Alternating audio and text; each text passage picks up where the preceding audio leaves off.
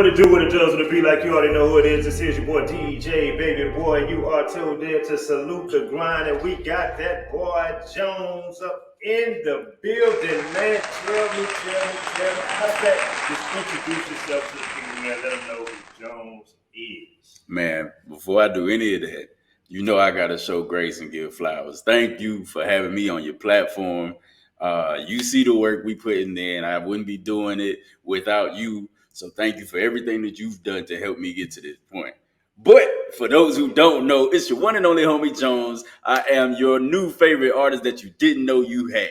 So you can find me everywhere online at I Need Jones Now. There's no weird spellings, no nothing. The next time you have an event, you just think about it for a second and you like, you know what? I need Jones now. Not tomorrow, not next week, not 6 weeks from now. Now. Kind of like that. With that even being said, man, about Jones, man. Tell the audience about Jones. Who is Jones? What do they expect to get when they book Jones? Fun, man. Like music and just entertainment in general, man. You're booking an entertainer, so it's not just an artist. It's not just somebody that's gonna sing or spit some bars for you. Like I'm here to engage people. That's the entertainment business is a business of the people. So like your biggest draw is how you can give the people more than what they paid for. So as an entertainer, it's my goal to be able to count smiles when I look back at the footage and the pictures, from people just being in tune with what I have when I got the microphone. So yeah, you getting the full package, man. Like I'm here to make you laugh. I'm here to get you dancing. Depending on the scenario, I want to be all the way locked in with the people.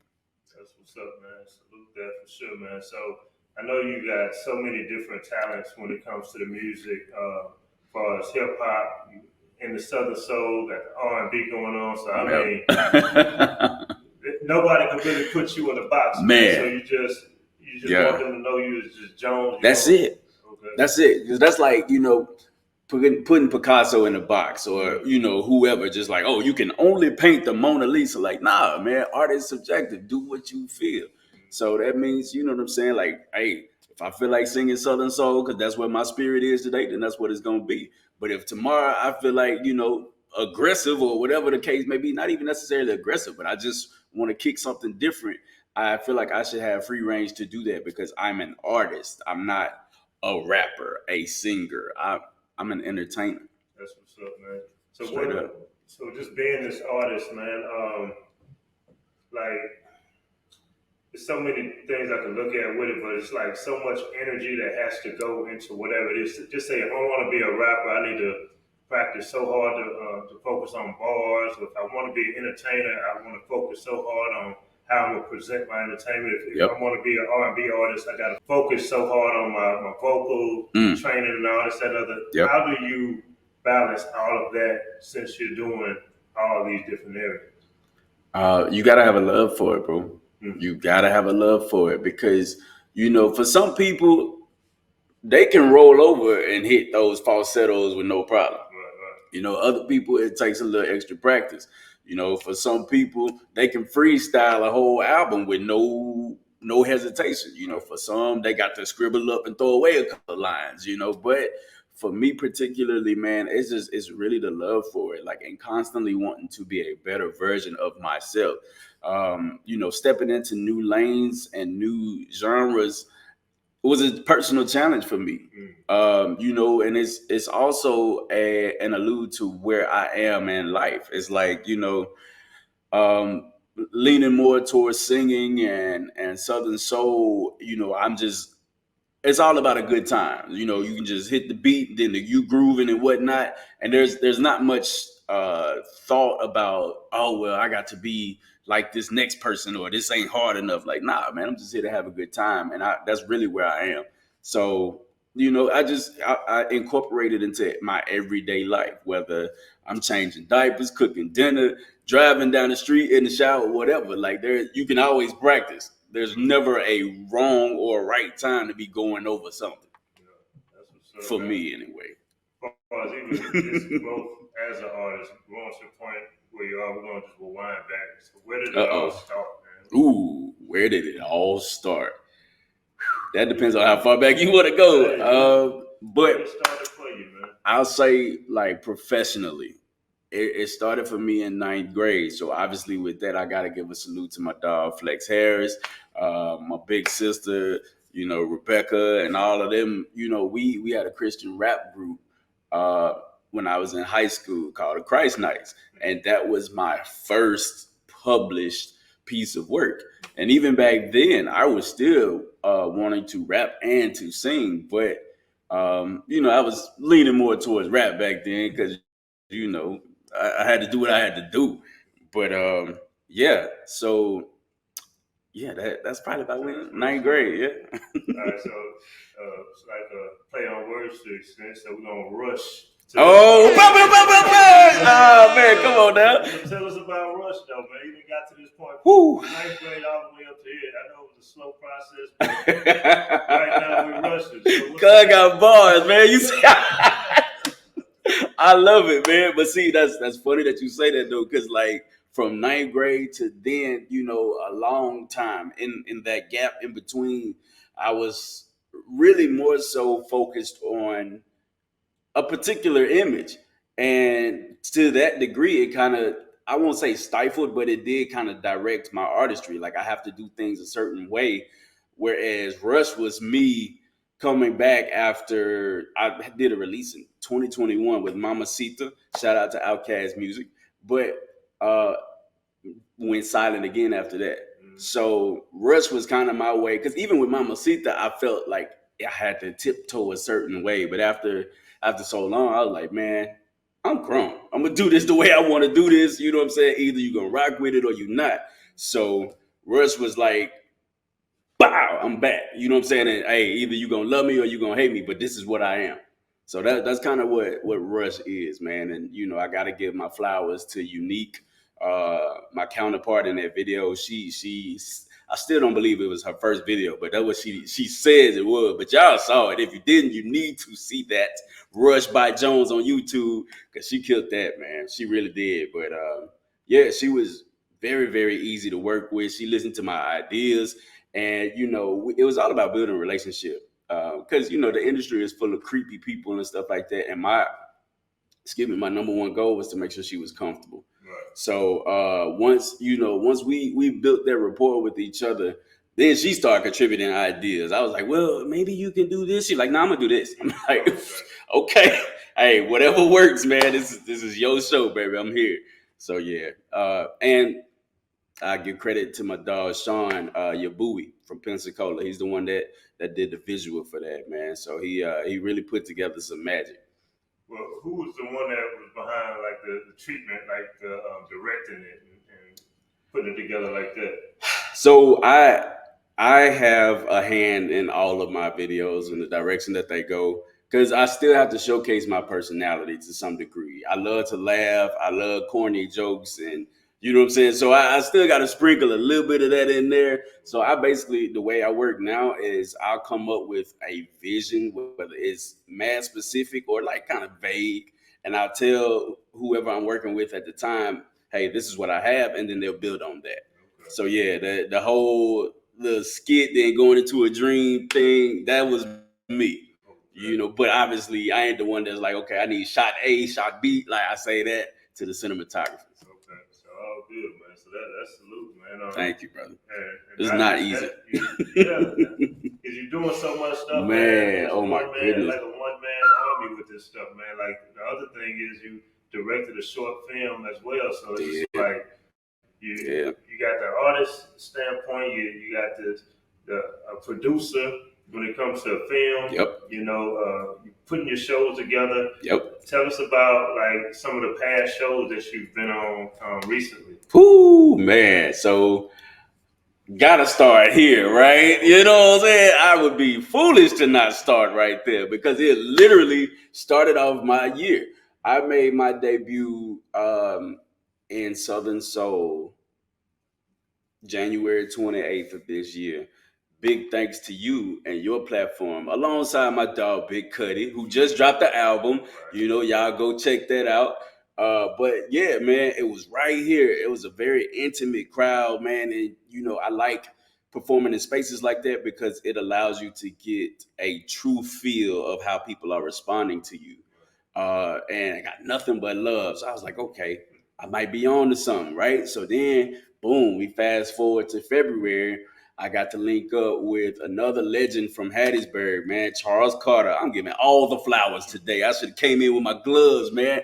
Uh, I linked up with him at a local spot here that he was showcasing at, and he saw me. He was like, "Yo, come up here and do some music." I was like, "Oh man, okay." I wasn't gonna say no, but because of him doing that, he's essentially like started to kind of, I want to say, take me under his wing, just giving me the opportunity to be on different stages that he is the booked artist for.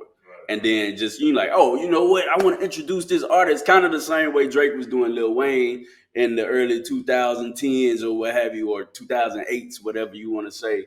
Because everywhere you look, Lil Wayne, Drake was there too. But it's almost kind of been that way with Charles Carter here lately. So I got to give that man credit because there ain't too many. Well, I can't think of nobody that really gonna put the show together like he does. Right. You know what I'm saying? So he is definitely a one man show, man. So, but for him to value my artistry enough and like what I do enough to share his platform with me, even though they booked to see him, that means everything. So, through February, he's been doing that. And because of that, I've been getting booked elsewhere because people are like, oh, this dude really is jamming. And I was like, oh, you ain't know? So then, like that. So, yeah. That's what's up, man. Salute Charles Carter. Man, gotta salute Charles Carter, man. It's just dope to even know that OG is handing back, pushing back, man, giving opportunities to other skilled artists from the city. He is. Ooh, let me mention this one since you said past shows. Even though it just happened, but it's still in the past. Mm-hmm. So this past Saturday, March 30th, I got to do the first show in my hometown. And I don't know how long, man. Shout out to Miss Jeanette Flowers, man. I got to do a show at the second largest venue in Vicksburg, Mississippi, alongside LJ Eccles, Portia P, my dog, Young Guy. Shout out to my boy. Bridget Shield and O. Emmons was there too. So it's like, to not only my partner CRG put it in my mind, man, he was like, bro, you need to really sit in this moment because there's not a lot of people that get to go back to their hometown and be on a big stage and get love for it. So I was like, you know what? You right. So I had to sit. I was in work mode, but I had to sit there with that for just a second. I was like, okay, this might really be starting to work.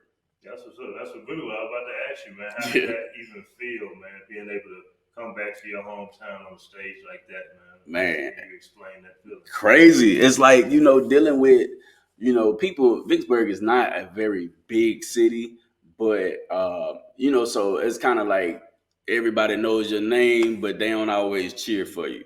Right. Come on, man. But man, to be on that particular stage, like I hadn't been in that venue since I was a senior in high school. And so even then I wasn't on the stage.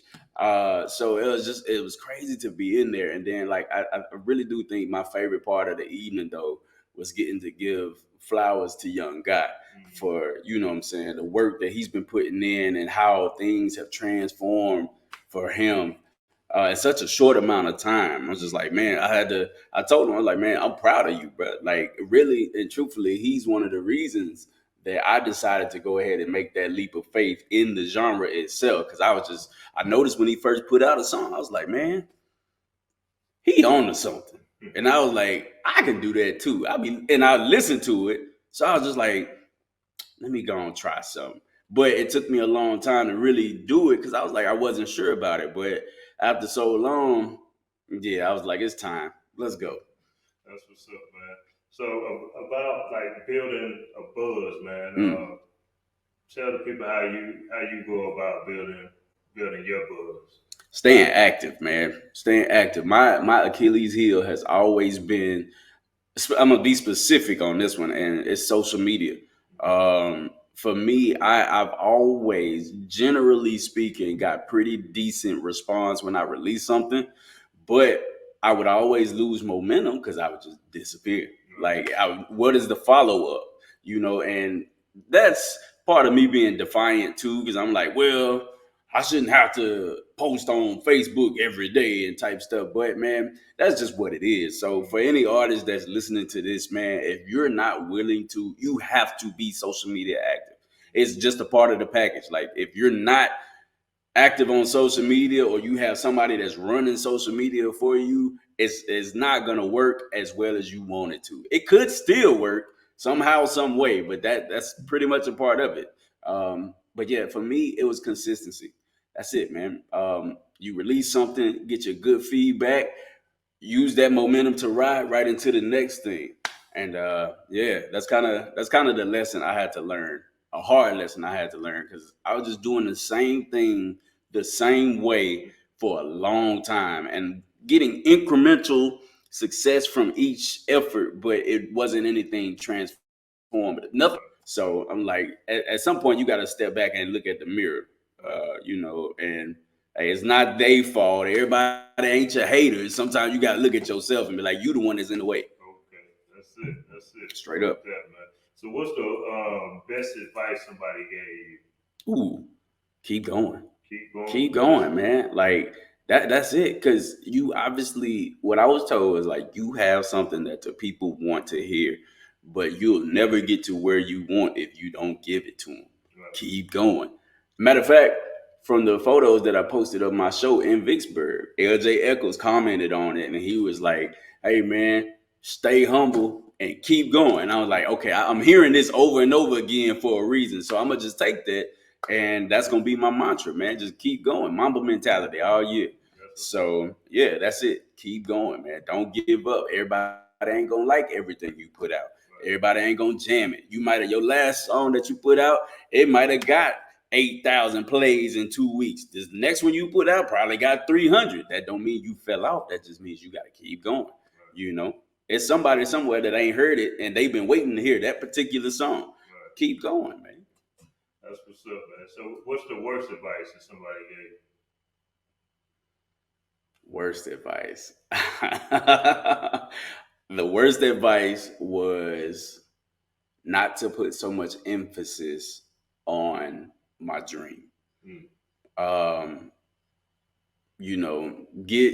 Make sure that you got everything else ahead of you doing music, like or entertainment in general. So put everything before that. Like, oh yeah, I heard that this construction company is hiring. You need to look into them. And you can do your little music when you get off type stuff. So and depending on who it comes from, you have to be able to filter through that kind of stuff, because people do mean well sometimes, because they want to see you successful, especially a parent.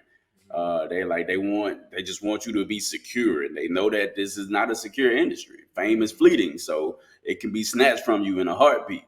But like not being encouraged to go from an earlier standpoint, man.